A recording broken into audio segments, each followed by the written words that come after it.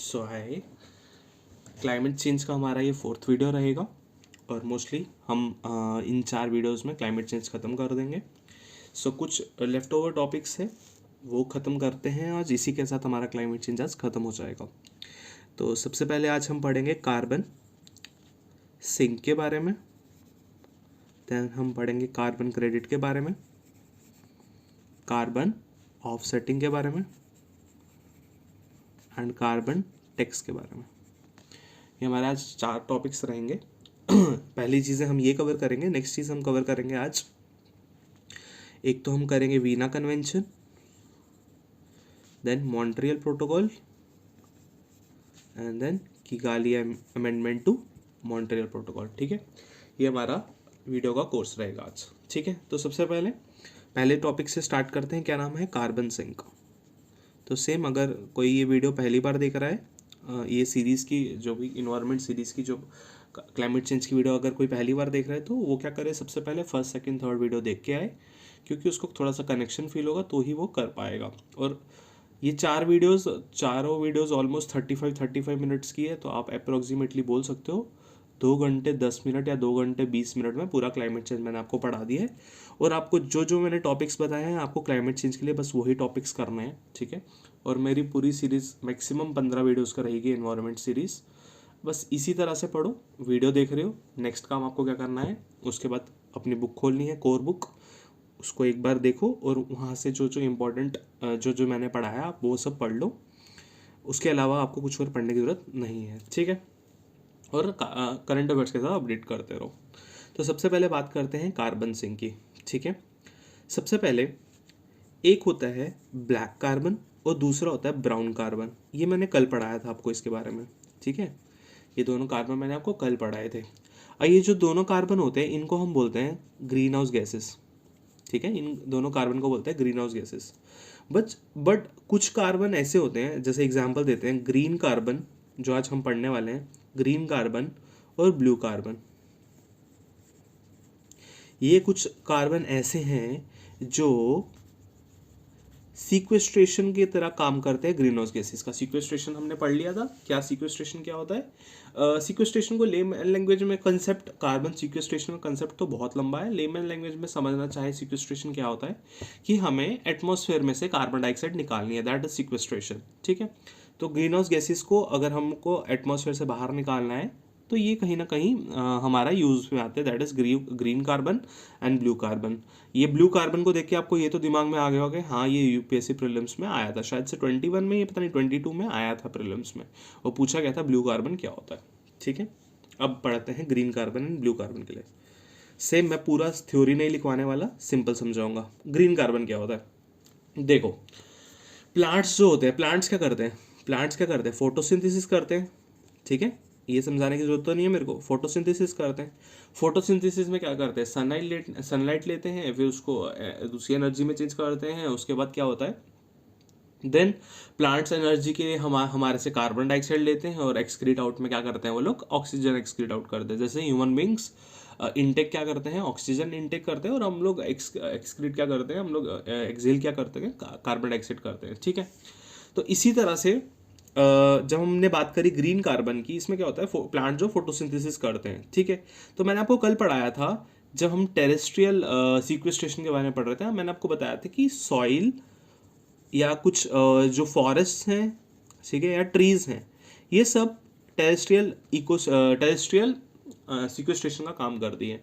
यही मतलब है ग्रीन कार्बन का भी, कि बहुत सारे प्लांट्स और क्रॉप्स जो शॉर्ट, जिनका जो लाइफ रहता है वो छोटा रहता है, बट उसी कंपैरिजन में ट्रीज के कंपैरिजन में जो फॉरेस्ट रहते हैं ये तो बहुत साल साल तक जिंदा रहते हैं ना फॉरेस्ट में ट्रीज।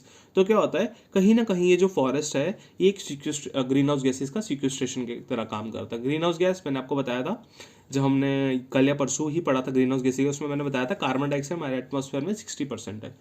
तो ये जो फॉरेस्ट है, ट्रीज है, ये सारे कार्बन डाइऑक्साइड लेते हैं। तो जितनी ज़्यादा ट्रीज होंगी उतना कार्बन डाइऑक्साइड उधर चला जाएगा। जितना कार्बन डाइऑक्साइड ट्रीज में कैद रहेगा या फिर फॉरेस्ट में कैद रहेगा, उतना हमारे लिए प्रॉफिट है। क्यों प्रॉफिट है, उतना ज़्यादा जो मैंने कल ग्रीन हाउस इफेक्ट समझाया था, उतना जो इंफ्रारेड वेव होगा वो वापस एटमॉस्फेयर में चला जाएगा और अर्थ की हीटिंग नहीं होगी। ठीक है, समझ आ गया आपको ग्रीन कार्बन के बारे में? क्लियर इतना? नेक्स्ट आगे बढ़े, ठीक है। नेक्स्ट वन हम पढ़ेंगे ब्लू कार्बन के बारे में। सेम, ये भी मैंने आपको कल पढ़ा दी, सारे इंटरकनेक्टेड ही है। सिंक, क्रेडिट, ऑफसेटिंग, टैक्स, ये मैंने कहीं ना कहीं आपको अभी तक पढ़ा ही दिए हुए हैं, ठीक है। क्रेडिट के बारे में हमने 3 मैकेनिज्म्स पढ़े थे क्योटो प्रोटोकॉल में, फर्स्ट या सेकंड वीडियो आप देख सकते हैं। टोटल 4 वीडियो है, तो कुछ ज़्यादा नहीं है, 2.5 घंटे दे दो, आपका पूरा क्लाइमेट चेंज खत्म हो जाएगा, ठीक है। तो ब्लू कार्बन की बात करते हैं। अब क्या होता है ब्लू कार्बन की, जब हम बात करते हैं ब्लू से दिमाग में क्या आता है? ओशन, सबसे पहले पानी याद में आना चाहिए। सो कोस्टल, एक्वेटिक और मैरीन, ये जो 3 चीज़ें हैं ये काम करती है कार्बन सिंक का। क्यों? इसकी एग्जांपल अगर लेमन लैंग्वेज में समझाया जाए, मैंने आपको एग्जांपल इसकी कल वाली वीडियो में दे दी थी। क्या एग्जाम्पल के तौर पे जो फाइटोप्लैंक्टन्स होते हैं, ठीक है, फाइटोप्लैंक्टन्स पता है ना आपको, जो ओशन के सरफेस के ऊपर प्लांट्स रहते हैं उनको प्लैंक्टन्स कहते हैं, और फाइटोप्लैंक्टन्स कहते हैं जो सनलाइट जैसे जो एब्जॉर्ब कर रहे हैं वो, ठीक है। तो वो जो सिंपल प्लांट्स रहते हैं वो ज़मीन पे, उनको हम प्लांट्स कह देते हैं, ट्रीज कह देते हैं। तो जो पानी पे रहते हैं उनको फाइटोप्लैंक्टन्स कहते हैं, ठीक है। कोरल रीफ भी मिलता जुलता है, वो भी हम पढ़ेंगे बायोडाइवर्सिटी वाले चैप्टर में, जो नेक्स्ट वाली सीरीज इसके बाद जो कल की वीडियो रहेगी हमारी, जब हम बायोडाइवर्सिटी पढ़ेंगे, ठीक है। तो मैं आपको बता रहा था ये सारे कार्बन सिंक की तरह काम करते हैं। कैसे? जो मैंने इसका डाटा भी आपको बताया था कि जो हमारा ओशंस है, ओशंस में जितने भी फाइटोप्लैंक्टन्स है, कोरल रीफ जितने भी सारे हैं, ये ऑलमोस्ट पूरे अर्थ की 60%, जो 40% ऑलमोस्ट जो ट्रीज है ना, टेरेस्ट्रियल चीज़ें हैं, वो सिर्फ 40% ही कार्बन डाइऑक्साइड या ग्रीन हाउस गैसेस को एब्जॉर्ब कर पाता है, 60% ओशंस करता है, ठीक है। इतना क्लियर है? अब आप बोलोगे हाँ, कहीं ना कहीं देखो अटलांटिक इतना छोटा सा, इंडियन ओशन इतना छोटा सा है, एशियन इतना बड़ा है, अमेरिका इतना बड़ा है। भाई साहब, जो पैसिफिक ओशन है ना, वो हमें मैप में बहुत छोटा दिखता है, पर पैसिफिक ओशन इतना बड़ा है ना, इतना तो लैंड मास भी नहीं है। मतलब पूरा अगर हम पूरे अर्थ को 3 हिस्सों में बांट देना, तो एक इकलौता हिस्सा सिर्फ पैसिफिक ओशन है। गूगल करके देख लेना, एक इकलौता हिस्सा सिर्फ पैसिफिक ओशन है। बाकी जितना भी पानी है, जितना भी लैंड है, वो 2/3 है। तो पैसिफिक ओशन को छोटा मत समझना, ठीक है। अब क्या होता है, जैसे हमारे टाइडल मार्शेज रहते हैं, ठीक है, कोस्टल, एक्वेटिक, मैरीन, आपको मैंने बता दिया। टाइडल मार्शेज रहते हैं हमारे पास मैंग्रोव्स रहते हैं, हमारे पास सी ग्रासेस रहते हैं, वीड्स रहते हैं। ये सारे क्या करते हैं, हमारे एटमॉस्फेयर से कार्बन को रिमूव करते हैं, ठीक है। हमारे एटमॉस्फेयर से कार्बन को रिमूव करते हैं, इसीलिए इसी को हम बोलते हैं ब्लू कार्बन। क्या इनडायरेक्टली ग्रीन कार्बन क्या होता है? जो हमारे टेरेस्ट्रियल ऑब्जेक्ट्स रहते हैं वो कार्बन डाइऑक्साइड या ग्रीन हाउस गैसेस को एटमॉस्फेयर से बाहर निकलने में हेल्प करते हैं, उनको ग्रीन कार्बन कहा जाता है। और ब्लू कार्बन किसको कहा जाता है? जो हमारे वाटर्स वाले जो भी चीज़ें रहेंगी, ठीक है। इसमें एक चीज़ याद रखना, सारे कॉन्टिनेंट्स जो हैं, ऑल कॉन्टिनेंट्स जो हैं, वो ब्लू कार्बन की तरह काम करते हैं, but there is one exception, that is except Antarctica. क्यों? रीजन तो पता चल ही गया होगा, बिकॉज एटमॉस्फेयर बहुत ज़्यादा रहता है, वहाँ पे प्लैंक्टन सर्वाइव नहीं कर पाएंगे। हालांकि अभी स्टडीज चल रही है, वहाँ बोरे डीप ओशंस रहते हैं, डीप ओशंस प्लैंक्टन्स रहते हैं जो सर्वाइव करते हैं, ठीक है। जू प्लैंक्टन्स भी रहते हैं जो डीप सी ओशंस में रहते हैं, तो वो स्टडीज चल रही हैं अभी। तो ये क्लियर नहीं है, क्योंकि ये सारी चीज़ें जो कोरल रीफ्स ये सब इतना ये ज़्यादा हमारी पढ़ाई में मतलब बहुत पहले से नहीं चल रहा है, लाइक 1950s तब से नहीं चल रहा है। ये सब न्यू स्टडीज़ है, बिकॉज मैंने आपको बताया था कि सबसे पहले इन्वायरमेंट पे बात कब हुई थी? 1972 में स्टॉकहोम कॉन्फ्रेंस जो हुई थी, ठीक है। That is UNCHE, United nation convention on human environment, पहली बार हुई थी ना स्टॉकहोम में। वहाँ पे पहली बार बात हुई है किसके बारे में? इन्वायरमेंट के बारे में। उससे पहले कोई ध्यान ही नहीं देता था इन्वायरमेंट पे इतना, ठीक है। So this is about the carbon sink. आज बहुत लंबा खिंच गया, 9 मिनट की वीडियो हो गई, ठीक है, कार्बन सिंक में। तो जल्दी जल्दी आगे कवर करते हैं। मोस्टली आपको कार्बन सिंक के बारे में पता चल गया होगा, ठीक है। नेक्स्ट टॉपिक की बात कर रहे थे, हम बोल रहे थे हम नेक्स्ट क्या पढ़ने वाले हैं? Carbon credit. सेम है, ये मैं इतना डीपली नहीं पढ़ाने वाला, बिकॉज मैंने ये क्योटो प्रोटोकॉल में भी बताया था, कल वाली वीडियो में भी शायद इसके बारे में बात करी थी। ये होता क्या है, एक किस्म का एग्जाम्पल के तौर पे, आपका नाम ए है और मेरा नाम बी है, ठीक है, मैं बी हूँ। अब क्या हुआ, आपके पास है टोटल आपको ना क्या बोलते हैं, UNFCCC ने ऑर्डर दिया हुआ है कि ग्रीन हाउस गैसेज जो है, उन्होंने कन्वेंशन लाया और हमने ना उसमें साइन कर दिए, दोनों ने, ए ने भी साइन कर दिए, बी ने भी साइन कर दिए। तो क्या हुआ, UNFCCC ने बोला कि भैया तुम दोनों को ना 10-10 ही इमिशंस करने हैं। कितना? 10-10 लीटर ही इमिशंस करने हैं सिर्फ, ठीक है। बट अब क्या हुआ, जो आप हो ए, आपने करा सिर्फ 8 लीटर इमिशंस और मैंने कर दिया 12 लीटर इमिशंस, ठीक है। आपने कर दिया 8 लीटर इमिशंस, मैंने कर दिया 12 लीटर इमिशंस, पर आपके पास ना जो है 2 लीटर वो आपके पास एक्स्ट्रा पड़ा हुआ है। क्या आपके पास 2 लीटर जो आपको दिया गया था ना कि आपको 10 लीटर या 10 लीटर से कम कम करना, आपका 2 लीटर एक्स्ट्रा पड़ा है सर्टिफिकेट आपके पास। ये क्या है, ये किस्म का सर्टिफिकेट है या परमिट है, ये आपके पास एक्स्ट्रा पड़ा हुआ है। तो आप क्या करोगे, 2 लीटर का मेरे को बेच दोगे, तो मैं क्या करूँगा, 12 में से 2 माइनस करके मैं UNFCCC में बता दूंगा, ये देखो मेरे 10 लीटर है जी, हो गया बैलेंस ऑफ पेमेंट, ठीक है। इकोनॉमिक्स में पढ़ते हैं ना बैलेंस ऑफ पेमेंट, तो हो गया खींच खाच के मैंने भी 10 लीटर कर दिया। This is carbon credit. जब इस तरह से ट्रेडिंग होती है, सर्टिफिकेट्स बांटे जाते हैं विद इन कंट्रीज या विद इन, अगर किसी स्टेट में ऐसा, कंट्री के अंदर स्टेट्स में ऐसा हो रहा है, तो दैट इज कार्बन क्रेडिट। अब थोड़ा सा इसका डाटा के बारे में पढ़ लेते हैं, क्या पूरा सीन क्या चलता है इसके अंदर। ये एक ट्रेडेबल, हम बोल सकते हैं ये ट्रेडेबल सर्टिफिकेट्स हैं या परमिट्स हैं, ठीक है, या परमिट्स है, ठीक है। ये रिप्रेजेंट क्या करते हैं कि आप कितना टन जो है कार्बन डाइऑक्साइड जो है वो एटमॉस्फेयर में रिलीज करोगे। तो इसके हिसाब से जो एक कार्बन क्रेडिट होता है वो 1 टन ऑफ कार्बन डाइऑक्साइड के बराबर होता है। तो जैसे मैं यहाँ पे बोल रहा था 8 लीटर, तो आप बोल सकते हो 8 टन ऑफ कार्बन डाइऑक्साइड, अगर 1 टन ऑफ कार्बन डाइऑक्साइड अगर हमें रिलीज करना है एटमॉस्फेयर में, तो हमारे पास एक कार्बन क्रेडिट होना चाहिए। क्लियर है इतना, ठीक है। अब इसको कार्बन क्रेडिट्स को हम अर्न कैसे करते हैं, हम अर्न कैसे करते हैं। अब जैसे ये मैंने आपको वैसे समझा दिया, मैं ये लंबा जाना नहीं चाहिए मेरे को इतना, कैसे अर्न करते हैं। यही सेम 10 की लिमिट थी, 8 ही हिट करा, 2 एक्स्ट्रा आ गया, मैं उसको बेचूंगा। ये ए आप हो ना, तो आप क्या करोगे, आप ये 2 लीटर वाला मेरे को बेचोगे, मैं आपको 10 रुपये दूंगा और बोलूंगा चलो ये दो मेरे को दे दो, और मैं जाके UNFCCC में बताऊंगा मैंने कम कर दिया, ठीक है। बस इतना ही आपको याद रखना है। और एक कार्बन क्रेडिट जो होता है वो 1 टन ऑफ कार्बन डाइऑक्साइड के बराबर होता है, ठीक है। कि इनकेस अगर मैं 1 टन ऑफ कार्बन डाइऑक्साइड कम रिलीज कर रहा हूँ मेरे टारगेट के हिसाब से, तो मेरे पास एक कार्बन क्रेडिट जुड़ गया और मैं दूसरी कंट्री को वो बेच दूंगा, ठीक है। इतना ये स्टार्ट कब हुआ था, सेम मैंने थोड़ी देर पहले भी बताया, क्योटो प्रोटोकॉल में स्टार्ट हुआ था। और जो भी कंट्रीज है जो क्योटो प्रोटोकॉल की सिग्नेटरीज है, ठीक है, जो भी कंट्रीज इसकी सिग्नेटरी है, क्योंकि बाइंडिंग एग्रीमेंट है, ठीक है, तो जो भी कंट्रीज की सिग्नेटरीज है उस पर ये फॉलो होता है, ठीक है। क्लियर है इतना। और एक इसमें ना एक छोटा सा कंसेप्ट है, वो भी मैं आपको पढ़ा ही देता हूँ, ठीक है, थोड़ा सा दिमाग में रखना आप उस चीज़ को। अब क्या है इसमें ना दो ना एक मतलब तरीके दिए हुए हैं, दो ना चॉइसेस दिए हम लोग को, ये 8 वाली कंट्रीज को, कि आपको ग्रीन हाउस गैसेज जो इमिशंस है वो कम कैसे करने हैं कि आपको कार्बन क्रेडिट मिले और बाद में वो बेच दो। एक्चुअली करती कौन कंट्री होगी, सिंपल सी बात है, ये नॉर्वे जैसी कंट्रीज करती होंगी, नॉर्वे फिनलैंड जैसी, बिकॉज वो कितनी 50-50 लाख उनकी पॉपुलेशन है, कार्बन क्रेडिट उनको अच्छे खासे मिल जाते हैं, ठीक है। ये सब चीज़ें करते हैं। वो क्या करते हैं, या तो वो ग्रीन हाउस गैसेज को कम कर देंगे, कैसे कर देंगे, न्यू टेक्नोलॉजी लाके, न्यू टेक्नोलॉजी मतलब रिन्यूएबल एनर्जी लाके, सोलर पैनल्स लगा दिए, ये अलग अलग चीज़ों से, ओशन थर्मल एनर्जी से उन्होंने एनर्जी प्रोड्यूस कर ली, ठीक है। सेकेंड नंबर होता है वो डेवलपिंग नेशंस के साथ टाई अप कर दे, ठीक है। डेवलपिंग नेशंस मतलब अमेरिका टाई अप करेगा इंडिया के साथ, मैं एग्जांपल से समझाता हूँ, अच्छे से समझ आएगा। यूएसए क्या करेगा, इंडिया को बोलेगा कि हम ना आपके यहाँ पे ना सोलर पैनल लगा के देते हैं, हम आपको सोलर पैनल लगा के देते हैं। अब सोलर पैनल क्या है, इको फ्रेंडली है, ठीक है। तो जब इंडिया में सोलर पैनल लगेगा, इंडिया को बोला गया था 10 लीटर ही तुम्हें सिर्फ वो करना है, कार्बन डाइऑक्साइड रिलीज करना है, बट इन्होंने सोलर पैनल लगा के दे दिया हमें, हमारा क्या हो गया, हमारा तो यूज़ कम हो गया, हमने 8 लीटर ही रिलीज करा, ठीक है। 8 लीटर रिलीज करा, हमारे पास कितने बच गए एक्स्ट्रा, 2 लीटर बच गए।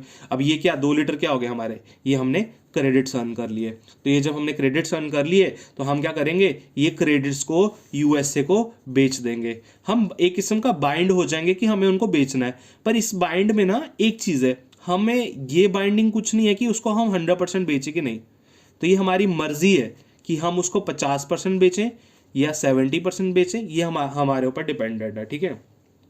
मतलब इस लॉ में ये लिखा गया था कि हम कुछ पोर्शन ही क्रेडिट्स का डेवलप्ड कंट्रीज को बेच सकते हैं, हमें खुद भी अपने पास कुछ क्रेडिट्स रखने हैं एक्स्ट्रा। क्लियर है इतना, ठीक है, कंसेप्ट समझ आ गया ना। तो आगे बढ़ते हैं।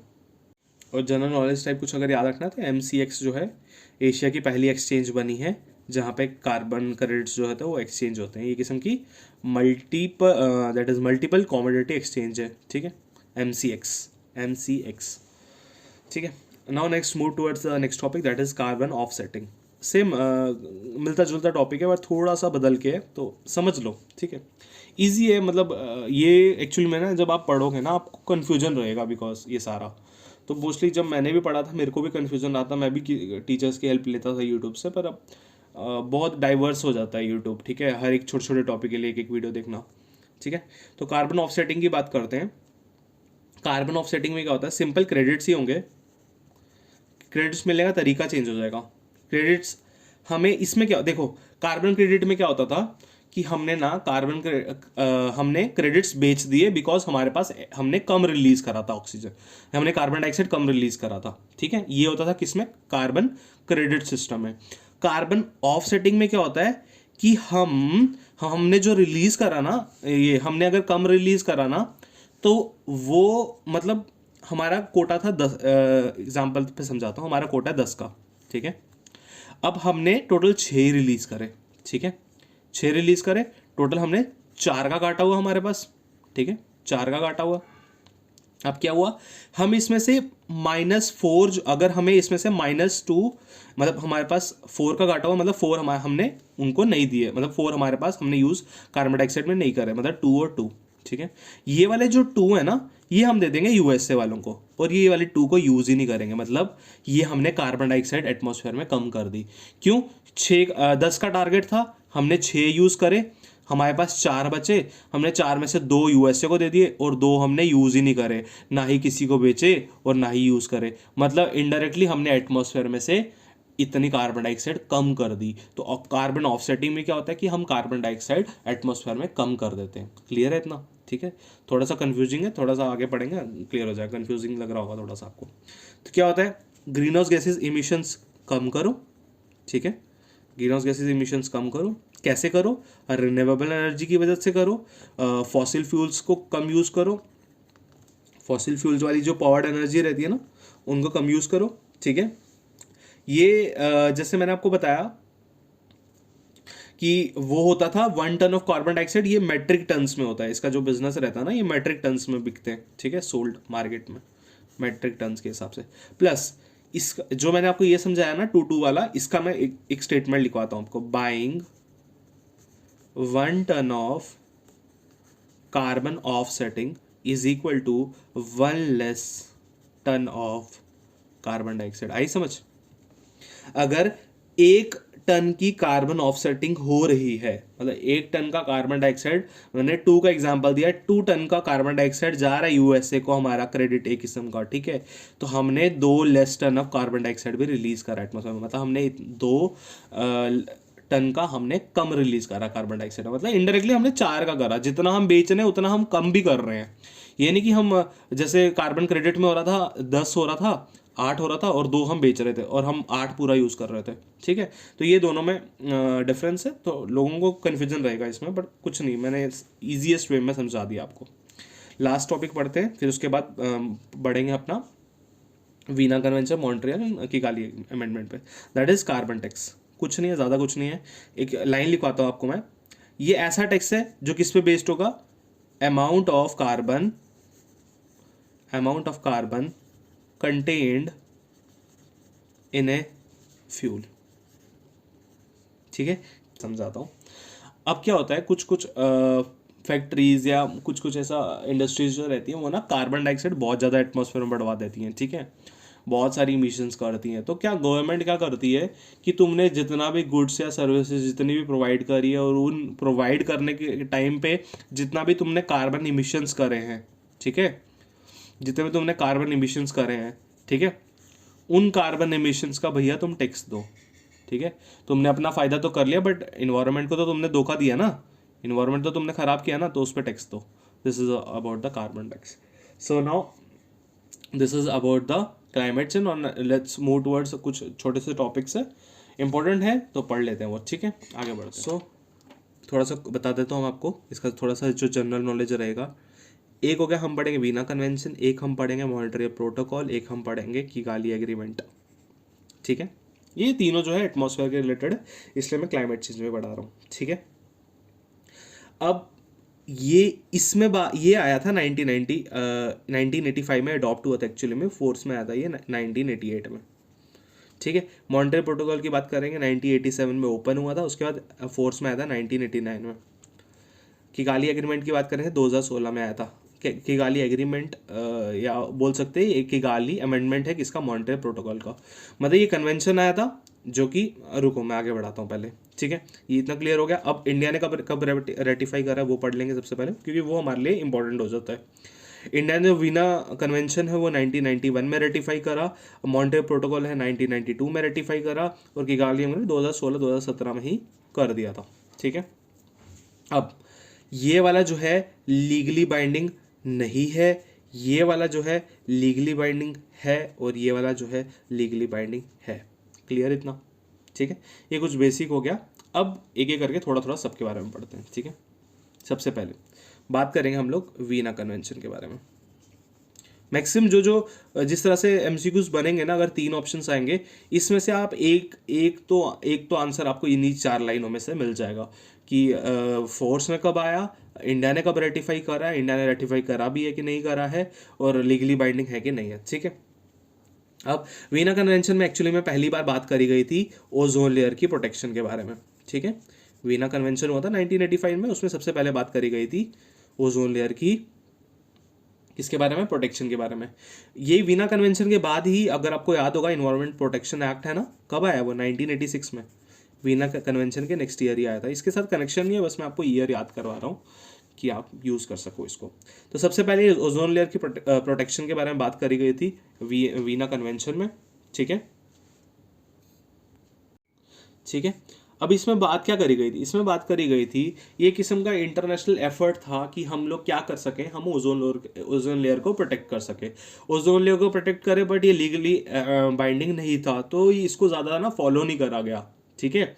इसमें हमने यही गोल्स रखे थे कि हम लोग CFCs का ना, क्लोरोफ्लोरोकार्बन्स का या कार्बन डाइऑक्साइड का या जो भी हमारी ग्रीन हाउस गैसेस है, उसको हम लोग उसके इमिशंस को कम करेंगे, बट ये बाइंडिंग नहीं था तो इतना ज़्यादा फॉलो नहीं हुआ, ठीक है। प्लस सेकंड चीज़, UN के या जो भी हमारे ट्रीटीज़ रहती हैं, उन ट्रीटीज़ में अगर देखा जाए ना, तो ये जो वीना कन्वेंशन और मॉन्ट्रियल प्रोटोकॉल है, इनको बोला जाता है मोस्ट वाइडली रेटिफाई। एग्जाम्पल के तौर पे, अगर UN में 197 पार्टीज है या 198 पार्टीज है, उन सब ने रेटिफाई किया या 196 ने रेटिफाई किया, तो ये सबसे मोस्ट वाइडली रेटिफाइड ट्रीटीज है। कौन कौन सी, वीना कन्वेंशन और मॉन्ट्रियल प्रोटोकॉल, ठीक है। This is about the Veena convention. कुछ बड़ा नहीं है, और इसके अलावा कुछ नहीं पूछेंगे, मैं बोल रहा हूँ आपको, इसके अलावा कुछ नहीं पूछेंगे। आपको पढ़ना है, कितना भी रख सकते हो, पर आपको ये काम तो करना है कि आपको घर जाना, अभी मतलब घर ही पे ही हो आपको एक काम तो करना है कि आपको एक बार ये अपनी बुक से रिविजन करना है, ठीक है, जो भी आप सोर्स फॉलो कर रहे हो।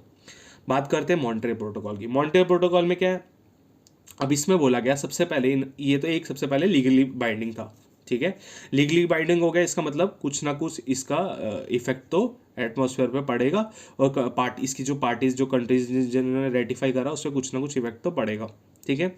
इसमें भी वही बात करी गई कि वो वाले सब्सटेंसेस जो एटमॉस्फेयर को ख़राब करते हैं, ओजोन लेयर को ख़राब करते हैं, ग्रीन हाउस गैसेस, उनकी इमिशंस को हमने कम करना है। इसकी जो फर्स्ट मीटिंग हुई थी वो हमारी हुई थी हेलेंस्की में। हेलेंस्की में इसकी फर्स्ट मीटिंग हुई थी, और इसके ना मॉन्ट्रियल प्रोटोकॉल के ना और भी वो आए थे, अमेंडमेंट्स आए थे। इसके 3 अमेंडमेंट्स मेन माने जाते हैं। एक है कोपेनहेगन, एक है मॉन्ट्रियल में ही है अमेंडमेंट, और एक है बीजिंग का। ये आएगा नहीं, बस ऐसा याद रखना कि हाँ, मॉन्ट्रियल प्रोटोकॉल की किगाली एग्रीमेंट से पहले भी अमेंडमेंट्स आ चुके हैं, तो इंडिया ने इसको भी रेटिफाई किया था ऑलमोस्ट 2003 के पास, ठीक है, इनके अमेंडमेंट्स को, मॉन्ट्रियल प्रोटोकॉल के, ठीक है। क्लियर है इतना। अब इसमें बोला क्या गया था, वीना कन्वेंशन में बात करी सिंपल ग्रीन हाउस गैसेस हटानी है एटमॉस्फेयर से, उसके बारे में पर्टिकुलरली किसी के बारे में बात नहीं करी, पर इसमें ना पर्टिकुलरली बात करी गई।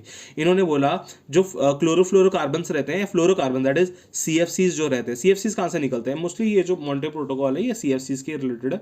CFCs कहाँ से निकलते हैं, जो हम फायर फाइटिंग के लिए वो जो यूज़ करते हैं ना, वो हो जाता है। इलेक्ट्रॉनिक्स आइटम से निकलता है, refrigeration that are fridges and air conditioners. Simple, जब भी ऐसी बात आएगी आपको एक ही दो ही चीज़ें याद रखनी है, एक तो जो हमारे फ्रिज रहते हैं और जो हमारे एयर कंडीशनर्स रहते हैं, ठीक है, इन्हीं में से ज़्यादा CFCs निकलता है, क्लोरोफ्लोरोकार्बन्स।